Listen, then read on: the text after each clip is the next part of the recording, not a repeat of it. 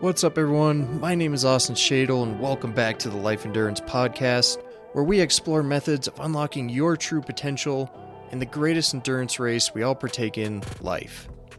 I was asked recently if I had an episode on finding your passion, and I was surprised that it hadn't come to mind as an episode topic when I was compiling my list. It made me pause and think for a moment. At first, I wasn't sure what I would say.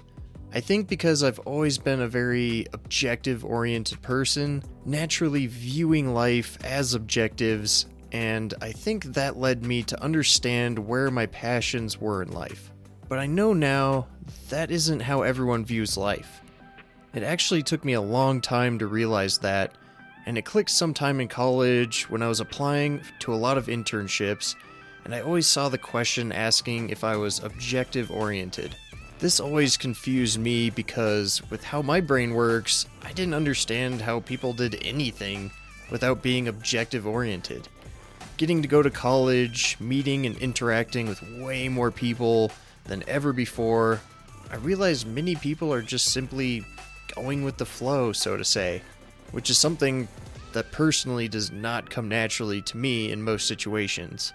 These people don't really operate based on clear objectives. And after I made a story on Instagram about the topic, asking what people's passions were, a different person mentioned I should explain what I consider a passion, which was another great point, and I really appreciate any input from listeners, so hopefully this encourages anyone who's thinking about reaching out to do so. So in conclusion, I thought about this prompt and started to think about how I clearly found my life passions before the end of college. So to start with the second request, what do I consider a passion? This is certainly something that is specific to the individual. But when I think about a life passion, first I obviously consider the standard definition of the word passion, which is strong and barely controllable emotion. So something you feel very strongly about, in either a positive manner, or maybe feel strongly about something negative and have the desire to change it in a positive manner. But there's more to it that I'll also touch on later. To me, a passion is something that the idea of succeeding at whatever it is enough to give you a purpose. And that purpose is strong enough to motivate you through the challenges that you will face chasing this passion, which could be gardening and growing the perfect vegetables, writing fantasy novels, building businesses, reaching an elite level in a sport, founding a charity, or being a beloved teacher. Let's say life is like taking a picture. If the camera is out of focus, the picture doesn't serve much of a purpose. If we live life out of focus, we're just drifting through time and don't have a passion.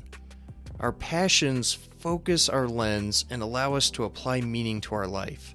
And here are the three main points that came to mind when considering how to find your passion. Number one, you really just have to try out lots of stuff to see what you're passionate about. Not a particularly comforting answer, but an accurate one nonetheless. This is overwhelming, but I think can be framed objectively. Simply make your objective to try lots of new things. Make and maintain a list of things that you see, whether that be in person, on the internet, through social media or YouTube. If you see something that makes you pause for a second and think about, write it down. See if there are any events, clubs, local Facebook pages, any opportunities to try or at least be exposed to a new activity. I was exposed to endurance sports at a very young age when my dad competed in running and triathlons. When I no longer decided to pursue golf as a primary hobby, I gave running a try when I was 15, and over 10 years later, here I am preparing for a 100-mile ultramarathon. In high school and going into college, I believed I would become a design engineer, primarily designing stuff in a 3D modeling software, a very textbook version of being an engineer. But when I went through college, I had multiple internships, including design, but also other disciplines.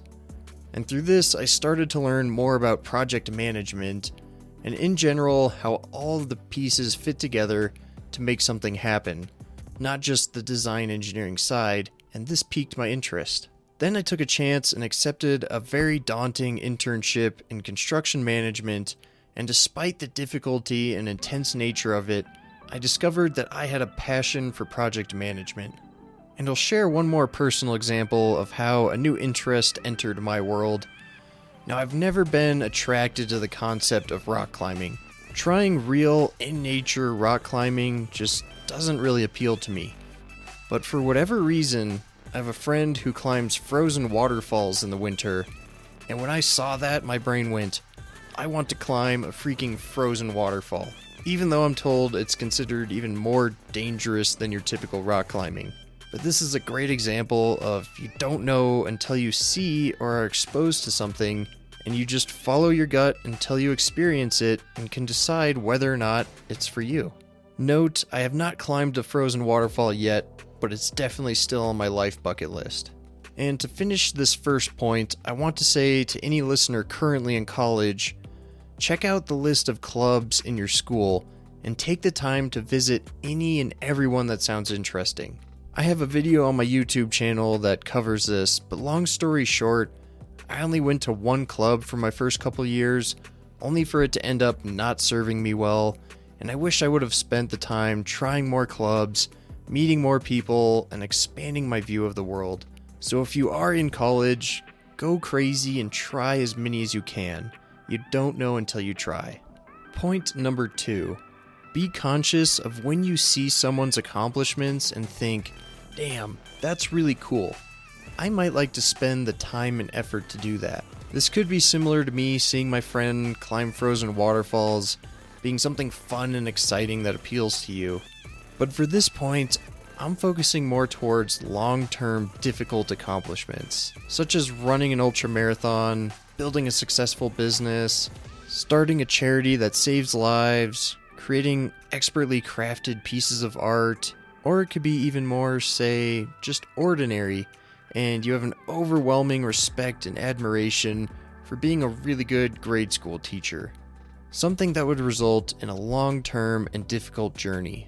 Because if you truly have a passion for something, the difficulty factor doesn't deter you from having the urge to do it. And even though it does get difficult, you can still see the final result. Imagining the final result of you accomplishing your goal or obtaining a certain status still excites you. You can't anticipate when these potential passions will expose themselves to you. But by putting yourself out there and being cognizant of your feelings, I believe you can at least accelerate their approach. And to point number 3, fair warning, I'm going to be blunt with this one.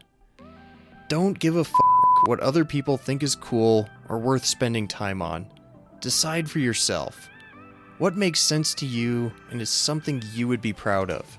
Most people are literally mind-controlled by the media and drowning in consumerism. Or in other words, they're f***ing boring.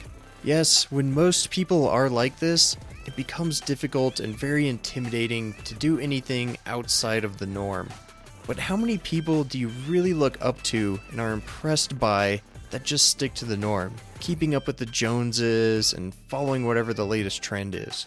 That kind of life is so hollow and I'll bet almost never fulfilling, despite the fake smile they post on social media. We're talking about your passions, your life. And to be a little grim, you're one in like 8 billion people on this planet. A speck of space dust in the grand scheme of things. And I want you to accept those facts to understand that you also don't owe the world anything. You don't have to follow the current trends or change how you feel to fit in. You get this one life, so use it in a way that's meaningful to you. There's no magical formula for finding your passion, but I hope this episode can at least give you some level of strategy and hope. It is a mix of both intent and chance, but if you take these 3 points to heart, I believe you'll find your passions very soon. And that wraps up today's episode. If you found value in this and want others to also benefit, please give the episode a share and maybe add a brief message on why you think it's worth listening to if you're feeling generous. Self-development is one of my passions, and I hope to make as much of a positive impact as I can on the world with this podcast, so I appreciate any and all help along the way. To learn more about my passions, give me a follow on Instagram at TheEnduranceBeast. I thank you for listening, and as always, I look forward to sharing the next episode.